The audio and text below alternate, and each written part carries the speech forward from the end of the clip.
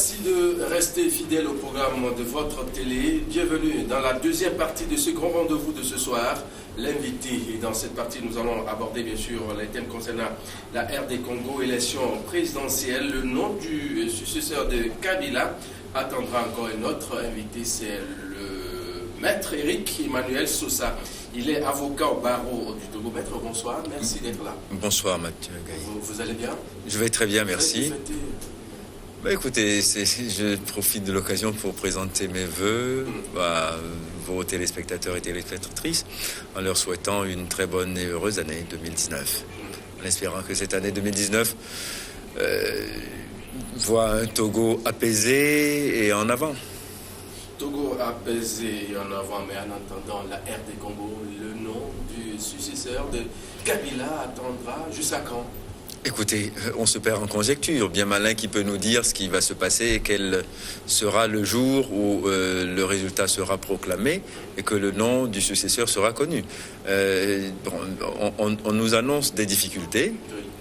On va de report en report. En fait, le report est finalement devenu la norme dans ce pays malade, politiquement malade, socialement malade.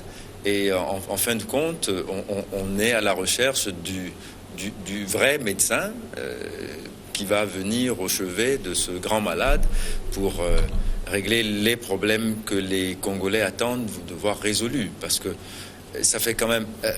c'est extraordinaire. On savait depuis le jour où Kabila a été élu pour la deuxième fois que 5 ans après, on devra organiser des élections pour pourvoir à son remplacement. Oui. On savait aussi qu'il ne pouvait plus concourir. Mais ça, à la limite, c'est un autre débat. Mais était-il si difficile, en 5 ans, de s'organiser pour, au moins, techniquement, organiser le scrutin, quitte à savoir, après, si Kabila sera candidat ou pas? On ne l'a pas fait. On a obtenu 2 ans de prolongation. Pendant les 2 ans, on a vu toutes les difficultés qu'on a eues.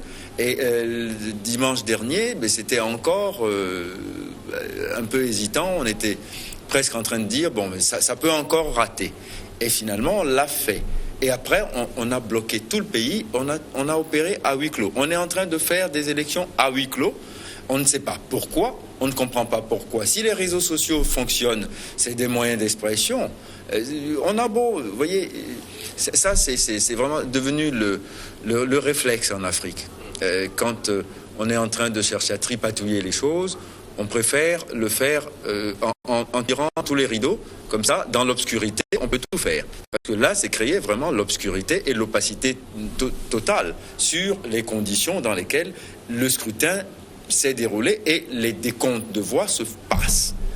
C'est très regrettable et bon, tout ça ne nous permet pas d'augurer quoi que ce soit de bon pour la paix. Quels sont les facteurs qui peuvent expliquer cet état des choses? Mais les facteurs, c'est quoi? C'est toujours la mauvaise foi politique et pour tout dire, l'incompétence. Parce que l'incompétence? Oui, l'incompétence. À quel niveau? Mais au niveau de ceux qui sont chargés d'organiser le scrutin. C'est-à-dire même le système qui a mis en place cette CENI. Attendez, bon, on a une CENI qui, de jour en jour, démontre sa partialité et sa préférence pour le camp du régime sortant. On le voit tous les jours. Et à chaque fois que le président de la CENI s'exprime, on a l'impression que c'est un ministre du gouvernement qui s'exprime. Je ne vois pas en quoi ce monsieur est indépendant. La CENI congolaise n'a aucune indépendance. En tout cas, n'a démontré aucune indépendance. Les machines à voter, dont on nous a dit qu'ils ont brûlé, personne n'a vu les machines calcinées. On a décompté 800, on a décrété que c'était 800, et personne n'a pu faire le décompte. Ça, c'est de la transparence, ça. Déjà, même avant le scrutin. Cet incendie, personne n'a su vraiment comment... On n'a pas fait la moindre enquête pour savoir quelle était la cause de l'incendie. Et personne n'a démontré qu'effectivement, des machines ont brûlé. Mais on nous dit, oui, c'est la raison pour laquelle on va proroger et pour permettre à toutes les provinces d'être pourvues en machines pour pouvoir faire le vote. Maintenant, on a fait le vote et on ferme tout. Et on nous dit, non, écoutez, non, circuler, il n'y a rien à voir. Des journalistes qui, probablement, on soupçonne quand même que, bon, ils ont un penchant un peu pour l'alternance. Ils veulent voir quelqu'un d'autre. Bon, et à chaque fois, alors voilà, on annule l'accréditation de ces journalistes. Et on dit, écoutez, voilà, circuler, il n'y a rien à voir. On prend les journalistes qu'on veut, ceux qui sont capables de dire l'évangile selon Kabila ou Chadari, et c'est tout. Non, c'est vraiment malheureux, et c'est la raison pour laquelle permettez qu'on parle d'incompétence. Est-ce que, en voyant un peu la population, près de 40 millions d'électeurs, cela n'expliquerait un peu le retard dans la proclamation des résultats, quand on sait que c'est un vote manuel? Écoutez, je peux vous donner un exemple qui va complètement contredire ce que vous dites. Regardez un pays comme l'Inde, la plus grande démocratie au monde. Plus d'1 milliard d'habitants pour l'Inde seule, d'accord? Et à chaque fois, plus de 700 millions de votants. On arrive à obtenir les résultats dans la journée. À la fin de la journée, on sait qui est élu. Alors, on va me dire que c'est pour 40 millions que c'est impossible. Voilà pourquoi je parlais d'incompétence. Il est vrai qu'en RDC, il y a des défis géographiques considérables. C'est ce pays, écoutez, il est grand 40 fois le Togo. Ça vous donne une idée des difficultés qu'on a pour l'organisation physique. Mais c'est pas la première fois qu'on fait des élections en RDC. On devrait avoir, c'est pour ça que je parlais de compétences, une mécanique bien huilée, savoir quel est techniquement le mode de processus, le processus de chaque scrutin. On devrait être entraîné à cela depuis très longtemps. Et quand on a une CENI qui est en place depuis 2 ans, elle devrait déjà avoir localement ses représentations et son administration. C'est pour ça que je parle d'incompétence, c'est pas pour insulter quelqu'un. Voyez? Alors, bon, d'accord, les défis géographiques, on sait, pour aller de Mbuji-Mayi à Kinshasa, bon, c'est vrai, parfois il n'y a pas de route. Parfois il pleut tellement que, bon, les routes sont impraticables. Quand il y en a, bon, mais est-ce que c'est une excuse suffisante? Et maintenant, pour couronner le tout, on a coupé Internet, qui aurait pu être un moyen de communication intéressant pour acheminer les résultats aussi. On aurait pu penser que technologiquement c'était possible. On s'est privé de ça aussi, en pensant que c'est pour punir la population, qui ne demande qu'une chose, la transparence. Et pour la priver de transparence, on lui permet même plus de voir ce qui se passe, on lui permet même plus de parler de ce qui se passe. C'est ça ce qui se passe. Les déclarations ça et là ne donnent pas peut-être raison à la CENI de traîner un peu. Les déclarations ça et là de qui? Certains candidats qui s'autoproclament, l'Église catholique aussi. Non, l'Église catholique n'a pas une idée sur le nom. Oui, mais attendez, il est possible d'avoir une idée sur le gagnant. Ces facteurs-là ne concourent pas peut-être à la situation qui perdure dans le pays actuellement. Mais absolument pas. Écoutez, dans toutes les démocraties du monde, en tout cas les endroits où on vote correctement, d'accord, il arrive que l'on ait des tendances. D'accord? Bon, et on dit, ok, à partir de maintenant, on ne devra plus prononcer de tendance, on va attendre la fin des décomptes pour prononcer le résultat. Mais que quelqu'un dise, une organisation, l'Église pour ne pas la nommer, dit, nous avons une idée de qui a gagné les élections et nous attendons à ce que le résultat proclamé soit conforme au vote des Congolais, on n'a pas encore porté atteinte à l'intégrité du scrutin. On n'a rien fait là qui soit attentatoire à la paix, à la sérénité du pays. Non. Ça dérange peut-être le sommeil de ceux qui sont en train de tripatouiller. Oui, ça oui. Mais on n'a fait rien là de grave et qui trouble l'ordre public. Soyons sérieux. Dans les jours qui viennent, on se dit. Mais malheureusement, écoutez, la chose est déjà en train de se profiler. On est en train de préparer les esprits à un résultat qui va être scandaleux. Et quand ce résultat scandaleux va être proclamé, eh bien, on aura forcément des troubles et on est reparti pour encore installer ce pays dans le chaos. C'est probablement ce qui se prépare. Et on n'a pas tort de le penser en priant pour que ça ne se produise pas. On passe au second sujet, Gambie première, audition de la commission Vérité et Réconciliation. Tout d'abord, quel commentaire faites-vous de cette commission-là? Écoutez, bon, je pense qu'il va falloir qu'en Afrique, on commence à devenir un peu plus imaginatif. Ce n'est pas parce que les Sud-Africains l'ont fait avec le succès que l'on connaît, sous l'égide d'un certain Desmond Tutu, et que les choses se sont passées correctement, que systématiquement, on doit penser à repliquer le procédé à chaque fois qu'on est dans une situation post-crise. Non, il faut passer à autre chose. Jammeh est parti, il faut vider l'abcès de Jammeh, définitivement. Il faut le faire politiquement, il faut le faire juridiquement. S'il y a des gens qui ont été coupables de choses qui sont contraires à la loi, eh bien, ayons le courage de les poursuivre, sans que ça ressemble à une chasse aux sorcières, parce que s'il y a des crimes qui ont été commis, on doit les poursuivre et les réprimer. Point barre.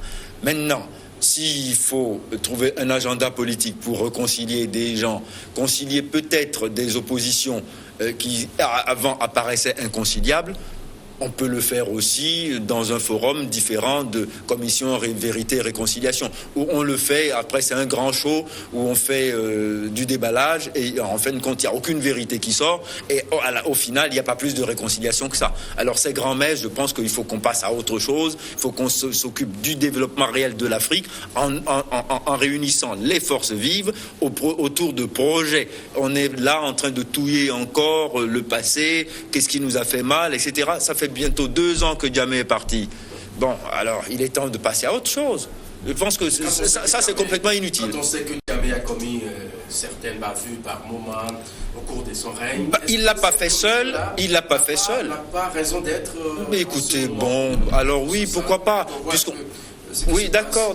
Alors bon, d'accord, mais c'est vrai, on est dans une Afrique où on aime beaucoup l'arbre à palabre. Donc oui, c'est une forme d'arbre à palabre. On s'assoit, on aime bien la formule s'asseoir autour d'une table. À chaque fois, on s'assoit tellement que, vous voyez, on en a le pantalon usé à force de s'asseoir, et à la fin, on a les coudes qui fatiguent. Il ne sort rien de tous ces palabres-là. Il faut passer à autre chose, sincèrement. Non, je trouve que c'est un moment totalement inutile, une perte de temps complet, parce que quand on a une alternance et un pouvoir qui a pris enfin les rênes, il doit exercer son autorité et en toute légitimité régler les comptes qu'il y a à régler. C'est tout. Mais bon, commission vérité, réconciliation, etc. C'était bon pendant l'apartheid, parce que Mandela a pensé à une chose. Il fallait que les gens qui nous ont suppliciés ne deviennent pas des ennemis, parce que nous sommes plus nombreux, et si nous voulons faire la raison du plus fort, nous allons les écraser et le pays ne va pas avancer. C'était utile à ce moment-là, et c'était extrêmement puissant. Mais après, les copies pâles qu'on a fait, bon, ça va, ça n'a rien donné. Dans quel pays les commissions réconciliation et vérité ont donné quelque chose de significatif? Donnez-moi un exemple. Donnez-moi un. Les Béninois ont inventé la conférence nationale. Après, tout le monde a fait la conférence nationale. Personne n'a eu le résultat du Bénin. Personne. Dans toute l'Afrique. On a fait des conférences nationales partout. Aucun n'a eu le résultat et le succès du Bénin.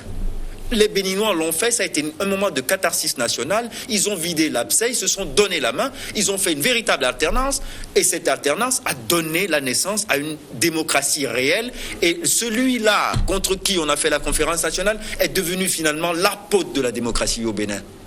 C'est le seul exemple. Après, on a fait des forums, on les a appelés conférences nationales, et même au Congo, dont on a parlé tout à l'heure, ils l'ont fait aussi.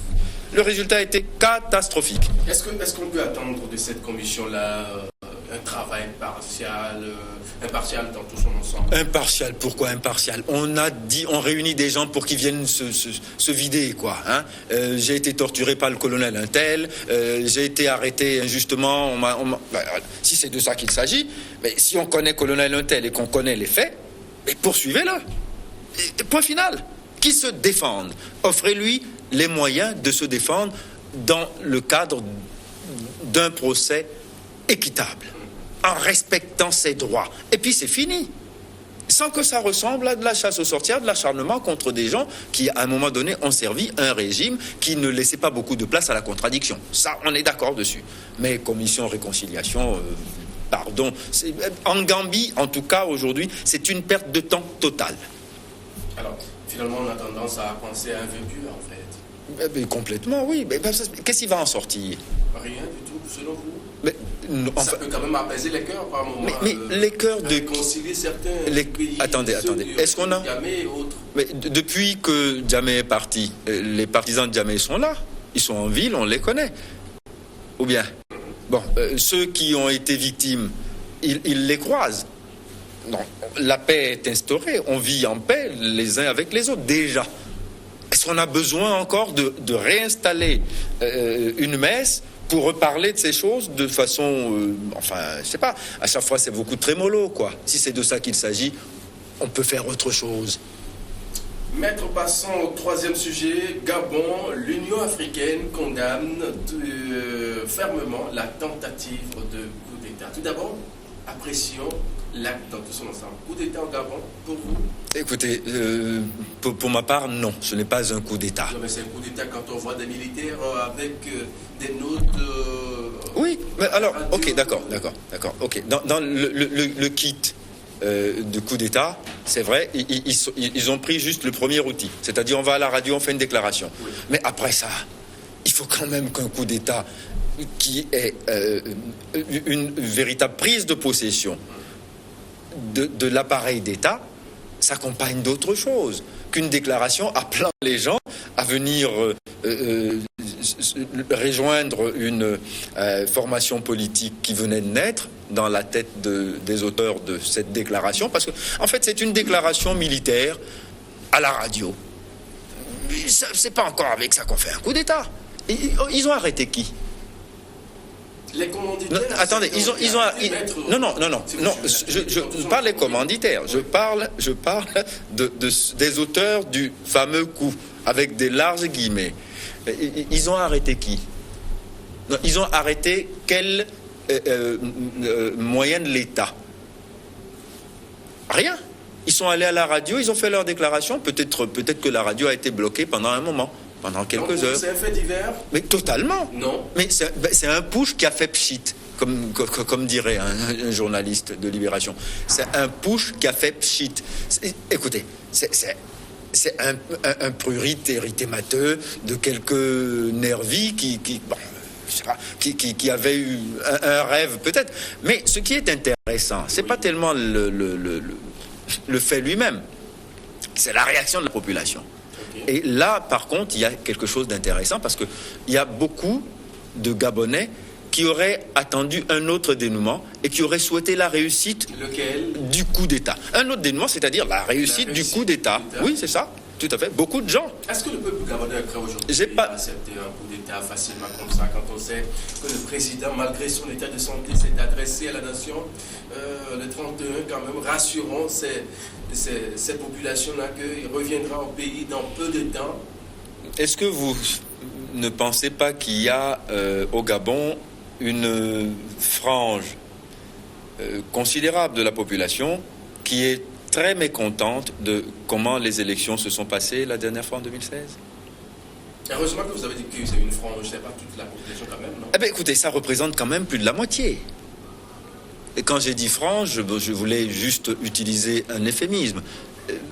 D'accord? Alors, ces gens-là n'attendent qu'une chose, une alternance. Et ils sont preneurs de quelque manière qu'elle intervienne.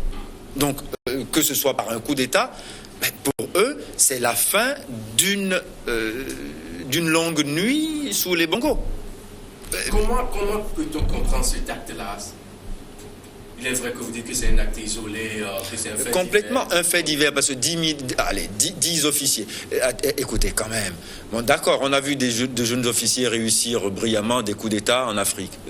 Samuel Doe, John Jerry Rawlins, etc. Mais là, on a un officier de 26 ans qui réunit quelques frères d'armes autour de lui pour aller faire une déclaration à la télévision. Et ça y est, le Gabon est à terre. Il ne s'est rien passé. Écoutez, il a suffi de 2 heures de temps pour que la messe soit dite et que la récréation soit terminée. C'était effectivement une récréation. Un petit moment récréatif qui a troublé un peu, c'est vrai, la quiétude de la classe politique gabonaise. Mais attention quand même, parce que eux ont raté leur coup, mais d'autres pourraient mieux préparer des coups d'État, parce qu'à chaque fois que le système bafoue des principes, il faut s'attendre à ce qu'il soit bafoué à son tour. Justement, c'est pour ça que quand l'OUA dit, enfin l'UA dit qu'il condamne fermement. Mais attendez, la fermeté, elle n'est que verbale. Cette fois, elle n'est que verbale. S'acharner sur de petits jeunes comme ça qui ont commis un péché véniel. On va voir ce qui va en sortir, mais bon, j'espère qu'ils ne seront pas condamnés à perpétuité quand même. Ce n'est pas un fait annonciateur d'un événement qui peut se passer dans quelques jours, quelques mois dans le pays.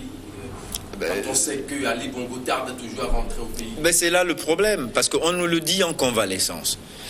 Bon, je sais que parfois le climat des tropiques est pénible et qu'il est préférable d'aller du côté de l'Atlas.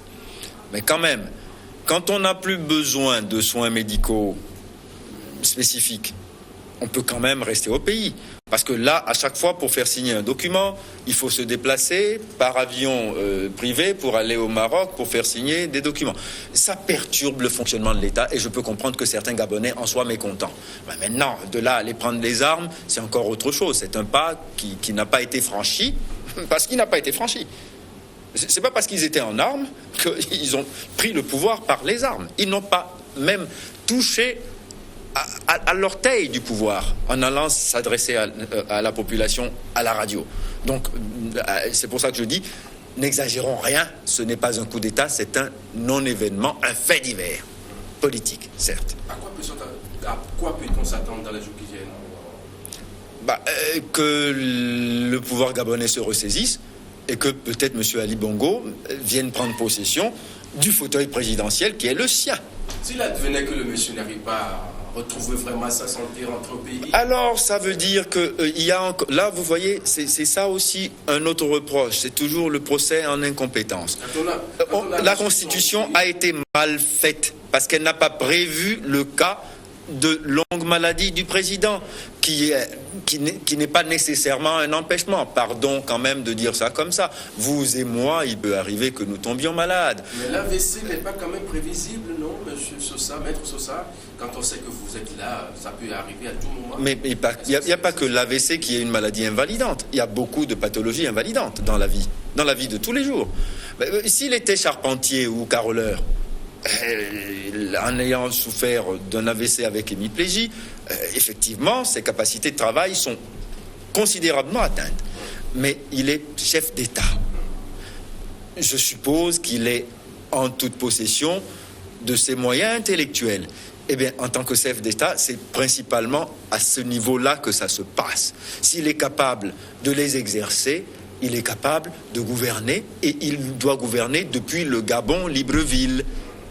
Palais du bord de mer, pas à Rabat, pas à Casablanca, pas à Marrakech. Ça, c'est un fait. Depuis 2 mois, on est guéri et on est en convalescence chez les autres.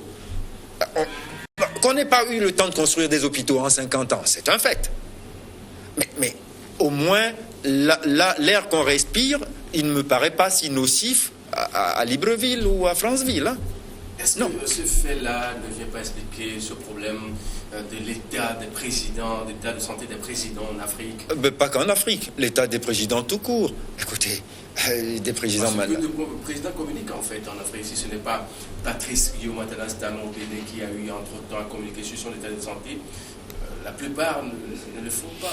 Oui, bon, à la limite, qu'est-ce que peut nous chaud qu'il communique ou pas? Qu'est-ce que ça peut nous faire?